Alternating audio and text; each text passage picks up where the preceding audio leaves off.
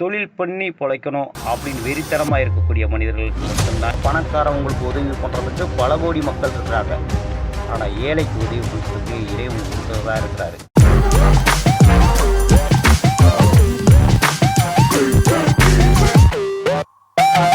Doctor சொந்தம் அனைவருக்கும் மீண்டும் வணக்கம். நான் உங்கள் தங்கம்பாடி பில்டிங். இப்போ பார்க்க போகிற விஷயம் என்னென்னா, டாடா ஏஸ் எடுக்கும் போது அதில் தள்ளுபடி விலையை அதிகமாக வாங்குறது எப்படி. நம்ம இப்போ ஒரு புது டாடா ஏஸ் எடுக்க போகிறோம், அது ஏதாவது தள்ளுபடி விலையில் வட்டி கிடைக்காதா அப்படின்னு பார்த்தீங்கன்னா, கண்டிப்பாக டாடா நிறுவனம் அவ்வப்போது அறிவிப்புகளை அறிவிப்பாங்க. அதாவது விலை குறைப்பான அறிவிப்பு, அதாவது ஒரிஜினல் விலையிலேருந்து நம்மளுக்கு ஒரு 80,000 அல்லது 40,000 20,000 தள்ளுபடி விலை அறிவிச்சுக்கிட்டே இருப்பாங்க. இது எப்படி அப்படின்னா, மாத கடைசியில், வருஷ கடைசியில் அல்லது அந்த டாடா நிறுவனத்தின் முக்கிய நிகழ்வுகள் அன்னைக்கு பார்த்திங்கன்னா 1 லட்ச ரூபா கூட அந்த ஒரிஜினல் விலையிலேருந்து குறைத்து தள்ளுபடி அறிவிப்பாங்க. இது எப்படி அப்படின்னா, இதில் ஒரு 3வது நபர் என்ன செய்வார்னா, உங்களுக்கு அந்த தள்ளுபடி விலையை கிள்ளி கொடுத்துட்டு அள்ளி சாப்பிட்டுட்டு போயிடுவார். அந்த 3வது நபர் யார் அப்படின்னு பார்த்தீங்கன்னா, அது நீங்களே பார்த்துங்க. அந்த மாதிரியான விஷயங்களில் நம்ம தலையிட்டு, அதாவது நம்மளுக்கு டாடா நிறுவனத்தில் மேல்மட்ட உறவுகள் அதிகமாக இருக்குது. அதன் மூலமாக இந்த செய்தியை தெரிஞ்சுக்கொண்டு என்னுடைய கஸ்டமர்களுக்கு அறிவிக்கிறது வழக்கம். இந்த மாதிரியான அறிவிப்பில் நம்ம டாடா ஏஸ் 360 மூலமாக நம்ம நிறையா பேர்களுக்கு வண்டி எடுத்து கொடுத்துருக்கோம். நான் எவ்வளோக்கு எடுத்து கொடுத்துருக்கேன்னா, ஒரு டைமில் 85,000 வரைய தள்ளுபடி விலையில் டாடா ஏஸ் கோல்டு வாங்கி கொடுத்துருக்கேன். அந்த மாதிரி பார்த்திங்கன்னா, இந்த போன வருஷ கடைசியில் கூட பார்த்திங்கன்னா டாடா ஏஸ் கோல்டு டீசல் வண்டிக்கு 70,000 வரைய தள்ளுபடியாகவும், பெட்ரோல் வண்டிக்கு 50,000 வரைய தள்ளுபடி பண்ணாங்க. அந்த 50,000 தள்ளுபடியில் கூட நான் வண்டி எடுத்து கொடுத்துருக்கேன். இப்படியே நேராக போனீங்கன்னா மாதவ பெருமாள் கோயில் வரும். அங்கே புளியோதரை கொடுப்பாங்க, சுட சுட. சரி, நான் ஏன் உனக்கு வாங்கி கொண்டு கொடுக்கணும்? நானே வாங்கிட்டு போயிட்டா? அங்கே தான் இருக்குது சுச்சமாக. நாளைக்கு இந்த இடத்துக்கு போனீங்கன்னா ஒன்றும் கிடைக்காது. எந்த கோயிலில் என்ன கிழமை என்ன பிரசாதம் கிடைக்கும்னு ஒரு கம்ப்ளீட் டேட்டா பேஸே போட்டு வச்சிருக்கேன். அயோத்திய மண்டபத்தில் எப்போ அக்கார உடசல் போடுவாங்க, அரசியல்வாதிங்க எப்போ அன்னதானம் போடுறாங்க, ஏஆர் ரஹ்மான் வீட்டில் என்னைக்கு பிரியாணி போடுறாங்க, விஜயகாந்த் ஆஃபீஸில் எப்போ கரிசோறு போடுறாங்க. நம்மளுக்கு கம்பெனியில் மேல்மட்ட உறவுகள் மூலமாக இந்த தள்ளுபடி விலையை தெரிஞ்சுக்கிடுவோம். இதில் உதவி பண்ணுறதுலேயும் சில ஓத்திரங்கள் இருக்குது. சில பேர் ஆனால் அந்த தள்ளுபடி விலை ஏதாவது கிடைக்குமான்னு கேட்பாங்க. அப்போ அதை விசாரித்து அதுக்குரிய ரசீதை அவங்களுக்கு வாட்ஸ்அப் மூலமாக அனுப்பணுன்னா, அதை இன்னொரு நிறுவனத்தில் போய் காட்டுறாங்க. காட்டும் போது அவங்க எப்படி கேட்குறாங்க, ஏன் இவங்க இந்த கம்பெனிக்காரவங்க இவருக்கு மட்டும் இவ்வளோ சலுகை பண்ணணும் அப்படின்ட்டு அவங்க என்ன செய்கிறாங்கன்னா, அந்த இடை மனிதர் என்ன செய்கிறாருன்னா, அவருடைய வருமானம் பாதிக்கப்படுதுன்றதுக்காக இந்த தள்ளுபடி கொட்டேஷன் எப்படி வாங்கினீங்க, இதில் ஏதோ தப்பு இருக்குது, இவரெல்லாம் கொடுக்கவே மாட்டாங்க அப்படி சொல்கிறது மட்டும் இல்லாமல் எனக்கு ஃபோன் பண்ணி என்னை தொந்தரவு படுத்துகிறாரு. இவங்களுக்கு இந்த தள்ளுபடி அறிவித்தது யார், அவர் பேர் சொல்லுங்கள், எந்த கம்பெனி அப்படின்னு சொல்லி கேட்குறாங்க. இதெல்லாம் செய்ய வேண்டாம். அந்த மாதிரி உங்களுக்கு தள்ளுபடியில் வண்டி எடுக்கணும் அப்படின்னா எடுக்க வாங்க, என்னால் முடிஞ்ச செய்கிறேன். ஆனால் அப்படி வர்றவங்க தயவுசெய்து உழைக்கிற வர்க்கமாக மட்டும் இருக்கட்டும், பணக்காரவங்களாம் வேண்டாம். ஏன்னா பணக்காரவங்களுக்கு என்னால் வேலை பார்க்க முடியாது. ஏன்னா நான் உழைச்சி சாப்பிட்டா தான் நம்மளுக்கு காசு. அப்படின்னும் போது இந்த வண்டி எடுத்து தரதில் ஒரு 10 பைசாவுக்கு பிரயோஜனம் கிடையாது. நான் தேவையில்லாமல் என்னுடைய வேலையை கெடுத்து அலைகிறேன் அப்படின்னா அது ஒரு புண்ணிய காரியத்துக்காக அலையணும். அப்படின்னும் போது ஏழை எளியவர்களுக்கு ஒரு வண்டி நியாயமான முறையில் நிறையா உண்மையான தள்ளுபடி விலையில் அந்த வண்டியை வாங்கி கொடுக்குறதும், ரெண்டாவது அந்த வண்டி ஒரு ஓல்டு ஸ்டாக் இல்லாமல் ப்ரெஸ்ஸான வண்டி தான் அப்படின்றதுக்கான கன்ஃபார்மும் பண்ணிக்கணும். அப்போ மதுரையில் போய் வண்டி எடுக்க முடியுமா அப்படின்னு பார்த்தீங்கன்னா, கண்டிப்பாக எடுக்கலாம். நீங்கள் இந்தியாவுக்குள்ளே தமிழ்நாட்டில் எந்த மூலையில் இருந்தாலும் நீங்கள் மதுரையில் வண்டி எடுக்கலாம். அப்படி நீங்கள் மதுரையில் வண்டி எடுத்தாலும் அந்த வண்டி உங்களுடைய அட்ரஸில் தான் ரிஜிஸ்டர் ஆகும். அதாவது உங்கள் ஊரில் உங்களுடைய ஆதார் கார்டு எங்கே இருக்கோ அந்த அட்ரஸில் இருக்கக்கூடிய அந்த சரகத்தில் உள்ள ஆர்டி ஆஃபீஸில் தான் அந்த வண்டி ரிஜிஸ்டர் ஆகும். வண்டி விற்பனை தான் மதுரை. நீங்கள் இப்போ ஒரு சென்னைக்காரராக இருந்தால் கூட சென்னையில் தான் ரிஜிஸ்டர் ஆகும். சபா, இப்பவே கண்ணை கட்டுது. இப்போ பார்த்தீங்கன்னா, இதே மாதிரி ஒரு ஐயாவுக்கு நம்ம யூடியூப் மூலம் வந்துட்டு என்ன செஞ்சார் அப்படின்னா, அந்த ஐயா எனக்கு ஃபோன் பண்ணி, தம்பி நீங்கள் உங்கள் வீடியோ அப்புறம் பார்த்தேன், அந்த வீடியோவில் உள்ளெல்லாம் ஃபாலோ பண்ணி நான் ஒரு பெட்ரோல் வண்டி எடுத்துட்டேன் தம்பி, அந்த வண்டி சூப்பராக இருக்குது, நீங்கள் சொன்ன மார்க்கெலாம் அதில் இருக்குது, MRF டயர் இருக்குது, பேட்டரி இருக்குது அப்படி இப்படின்னு சொன்னார். இருந்தாலும் அவர் என்ன சொன்னார்னா, நீங்கள் மதுரை தானே, எனக்கு கொஞ்சம் ஹெல்ப் பண்ணுங்களேன், நேரில் எனக்கு எடுத்து கொடுங்களேன் அப்படின்னு ரொம்ப கெஞ்சி கதிரி கேட்டார். இருந்தாலும் எனக்கு ஐடியாவே இல்லை. இருந்தாலும் அவர் ஒரு சென்டிமெண்ட்டில் ஒரு டச் பண்ணிட்டார். என்ன அப்படின்னு பார்த்தீங்கன்னா, தம்பி கொஞ்ச நாளாக ஒருத்தனுக்கு உடச்சி ஓட தெரிஞ்சுட்டேன், ஏன் இப்போ தான் புதுசாக ஒரு வண்டி வாங்குறேன், எனக்கு கொஞ்சம் ஹெல்ப் பண்ணியா அப்படின்னாரு. நான் என்னுடைய வேலையை கெடுத்தும் போய் அவருக்கு வந்து வண்டி எடுத்து பார்த்தேன். அதே மாதிரி நினச்சது மாதிரியே அவருடைய ரெப்ரசன்டேட்டிவ் என்ன செஞ்சுருந்தார் அப்படின்னா, பலரால் ஒதுக்கப்பட்ட ஒரு வண்டி, கிட்டத்தட்ட 2 வருடம் பழமையான ஓல்டு ஸ்டாக் வண்டியை இவருக்காக எடுத்து தயார் நிலையில் வச்சுருந்தாரு. ஐயா உங்களுக்காக வந்து இதை அலாட் பண்ணிட்டோம் அப்படின்னு சொல்லி சொன்னார். அப்போ அந்த ரெஃபோ வந்து இடைமறை வச்சனால வந்து பேச முடியல. அதுக்கு பதிலாக நான் என்ன செஞ்சேன்னா, ஐயாவுக்கு ஒரு 10 செகண்டில் வந்து சில தொழில் சுசமங்களை சொல்லி கொடுத்துட்டேன். இதுதான் புது வண்டி, இது பழைய வண்டி, நல்லா செக் பண்ணிங்கயா அப்படின்னு. அதே மாதிரி போய் பார்த்தோன்னே அதே மாதிரி 2 வருஷம் ஓல்டு ஸ்டாக், அதாவது பலரால் ஏதோ ஒரு காரணத்தை வச்சு புறக்கணிக்கப்பட்ட வண்டி, அந்த வண்டியை வந்து கழுவி வந்து தூக்கி நிப்பாட்டியிருக்கிறாங்க. அவர் போய் பார்த்தோன்னே கண்டுபிடிச்சிட்டாரு. ஐயா எனக்கு இந்த வண்டியை மாற்றி கொடுத்தாலே கொடுங்க அப்படின்னு சொல்லி சொன்னார்.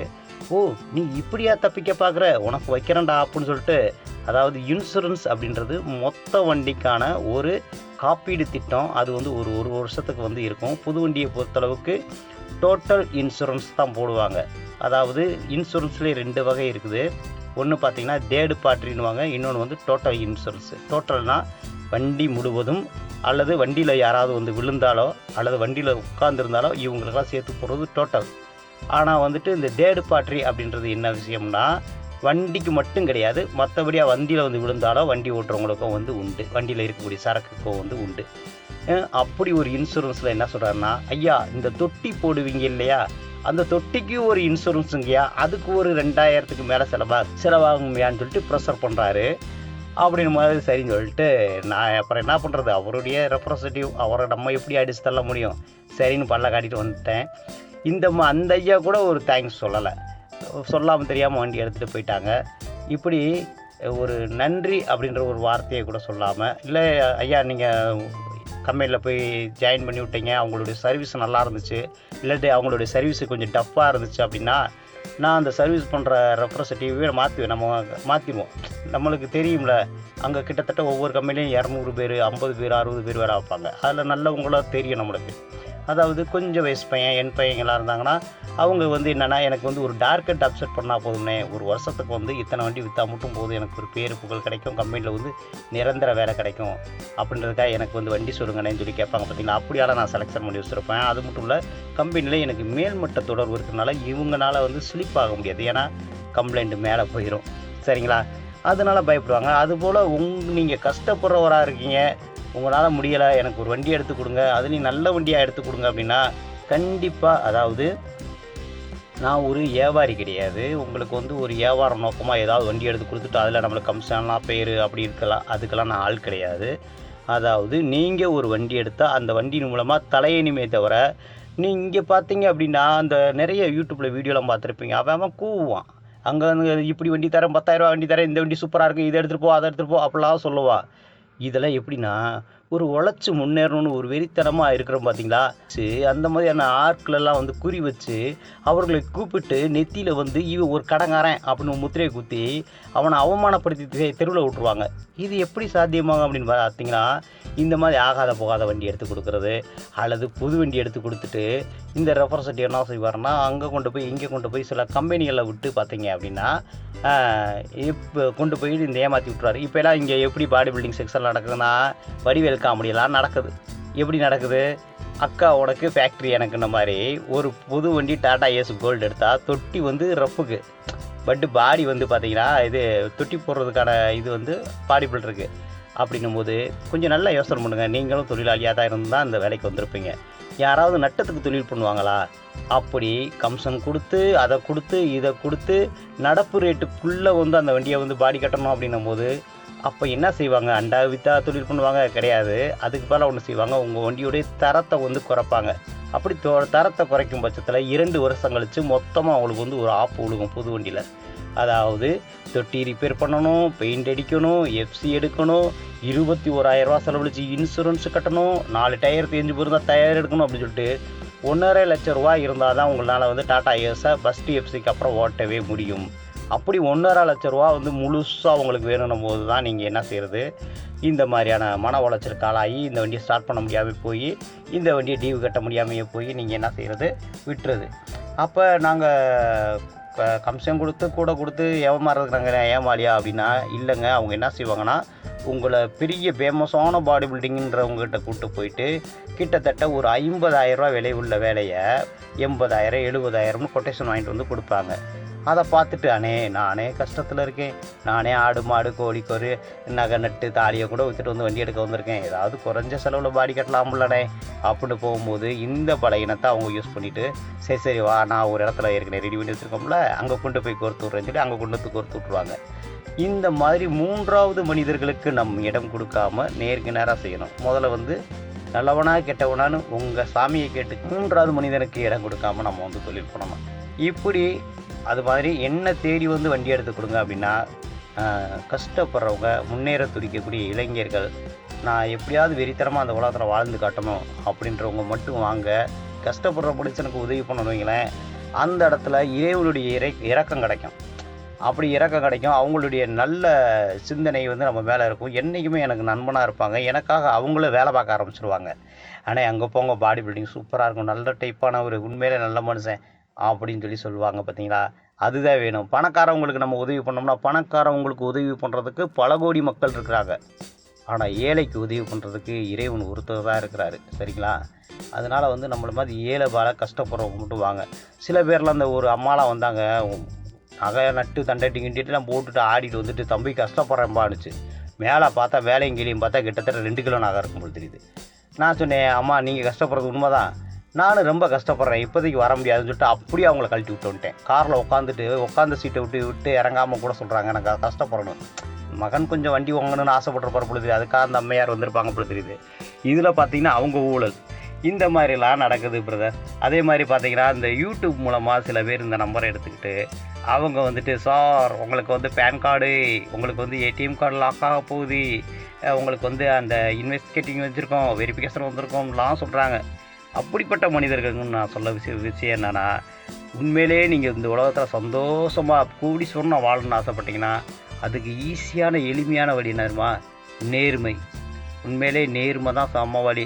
நம்மளுக்கு அறிவு இருக்குது, நம்ம பயங்கரமான அறிவாளி, திருடிடுவோம், கொள்ளை அடிச்சிடுவோம், ஏமாற்றி போடுவோம், அப்புறம் சப்ராணியை வந்து தெளிவாக பேசி மடக்கிடுவோம் அப்படின்னு நினைக்கிறவன் பூரா ஏமாளி. கண்டிப்பாக ஏமாந்துருவேன். நீ இங்கே இருக்கும் போதும் நரகத்தை பார்ப்ப, சொர்க்கத்துக்கு போனாலும் நரகத்தை பார்ப்ப. சொர்க்கம் நரகம்லாம் பற்றி பேசுகிறாங்க பார்த்தீங்களா, அது என்ன தெரியுமா, வேறு எங்கேயுமே இல்லை, அது இங்கே தான் இருக்குது. இப்போ நீங்கள் சொர்க்கத்துக்கு போயிட்டீங்கன்னு வைங்க, அங்கே போயிட்டு மாம்பழத்தை ருசி பார்க்க முடியுமா? முடியாது. ஏன்னா அதுக்கெலாம் நாக்கெல்லாம் வேணும். அப்போ இங்கே தானே ருசி பார்க்க முடியும். அப்படின்னும்போது கடன் பிரச்சனை, இந்த மாதிரி எந்த கடன் கப்பு இல்லாதவங்க அல்லது தவறான வழியில் போகாதவங்களுக்கு இந்த உலகம் வந்து சொர்க்கம். தவறான வழினா உணர்ச்சி வசப்பட்டு சில வழிகளெல்லாம் போகக்கூடாது. ஏன்னா உண்மை என்னன்னு பார்க்கணும். முதல்ல நம்ம கூட இருக்கிறவங்க யார், அவங்க நம்மளுக்காக என்ன மாதிரியான தியாகத்தெல்லாம் பண்ணுறாங்க, அப்படி ஆளுகளுக்கு நம்ம எப்படி துரோகம் பண்ண முடியும்? ஒன்றே ஒன்று தெரிஞ்சுக்குங்க, இந்த உலகத்தில் கெட்ட வார்த்தை நீங்கள் பேசுகிறது பூரா கெட்ட வார்த்தையே கிடையாது. கெட்ட வார்த்தை என்பது என்னதுமா, வஞ்சக புகழ்ச்சி. அண்ணே சூப்பர் டைப்பு ஆனால் இழுப்பார் அப்படின்றது கெட்ட வார்த்தை. கெட்ட பழக்கம் என்னதுமா, நீங்கள் ஒரு 200 நாள் தவணை கட்டுறவராக இருக்கலாம், அப்போய் கையேந்தி நிற்கிறீங்க, அண்ணே ஒரு தவணை கொடுங்கண்ணே அப்படின்னு நீங்கள் பல கணக்கில். அப்போ நான் போய் சொல்லக்கூடாது, அண்ணே அவர் நல்ல டைப் தானே ஆனால் அந்த காசு விஷயத்தில் கொஞ்சம் கவனம் அப்படின்னு சொல்கிற பார்த்தீங்களா, அதுதான் மிக கெட்ட பழக்கம். முதல்ல தெரிஞ்சுக்குங்க, வஞ்சக புகழ்ச்சி, புகழ்ந்து கொண்டே ஒருத்தரை வைகிறது, அது மிகப்பெரிய கெட்ட வார்த்தை. இன்னொன்று நம்பிக்கை துரோகம், அது மிகப்பெரிய கொடூரமான பழக்கம். இதுதான் கெட்ட பழக்கம், கெட்ட வார்த்தை. இது தெரியாமல் நீங்கள் பேசுகிற கெட்ட வார்த்தை, நீங்கள் பேசுகிறதெல்லாம் வந்து உணர்ச்சி வசமாக தெய்வீகத்தனமானது தான், எதுவுமே கெட்டதே கிடையாது. இந்த வெளிநாட்டு அண்ணனை பற்றி சொன்னேன்னா, அவரை என்னை நம்பி வெளிநாட்டில் இருந்து ரெடி கேஸ் போட்டு ஒரு டாடா ஏஸ் எடுத்தாங்க. ஒரே ஒரு முறை அவருடைய மனைவியும் அவங்களுடைய குழந்தையும் தான் வந்தாங்க. நம்ம அதை எடுத்து நம்மளே பாடி கட்டி அந்த வண்டியை வந்து தொட்டி கட்டி கொண்டு போய் அவங்க ஊரில் வந்து கொடுத்தோம். சரிங்களா, அந்த வண்டி வந்ததுலேருந்து இன்றைக்கு வரை அதிர்ஷ்ட நாள் தான் எனக்கு. ஏன்னா என்னுடைய சேல்ஸ் வீடு ஒரு 2 வருஷமாக விற்காத வீடு கூட விற்றுடுச்சு. அந்த மாதிரி ஒரு நல்ல ஒரு மனுஷன். அப்படி ஒரு மனிதனுக்கு வந்துட்டு துரோகத்திலே வாழ்ந்த மனுஷனுக்கு கூட இவ்வளோ மாதிரி நம்பிக்கை உள்ளவங்களுக்கு துரோகம் பண்ணுறதுக்கு மனசு வராது. அது மாதிரி எந்த ஒரு தொழிலும் ஒரு நம்பிக்கையாக ஒரு ஆனஸ்ட்டாக செய்யக்கூடிய மனிதன் தான் வந்து இந்த வாழ்க்கையில் ஜெயிக்க முடியும். இப்படி உதாரணமாக நிறைய பேர் பார்த்துருக்கேன். அப்படி இந்த கேஎம்ஆர் அப்படின்ற ஒரு வண்டிக்காரங்களாம் பார்த்திங்கன்னா, அந்த மாரி அண்ணன், மாரி தம்பி, இப்படி நிறைய பேர் வந்து நல்லவங்களும் இருக்கத்தான் செய்கிறாங்க. சரிங்களா, அதனால் நண்பர்களே, இது போல் தீர்மானமாக தெளிந்த சிந்தனையோட தெளிந்த புத்தியோட எந்த தொழிலும் செய்யுங்க. அப்படி உங்களுக்கு அது தெரியலைன்னா தெரிகிறதுக்கு முயற்சி பண்ணுற மனுஷனாக இருங்க. அப்படியும் உங்களுக்கு புரியலை அப்படின்னா எப்படியாவது தெரிஞ்சுக்குங்க. இப்படி உங்கள் தங்கப்பாடு பில்டிங்.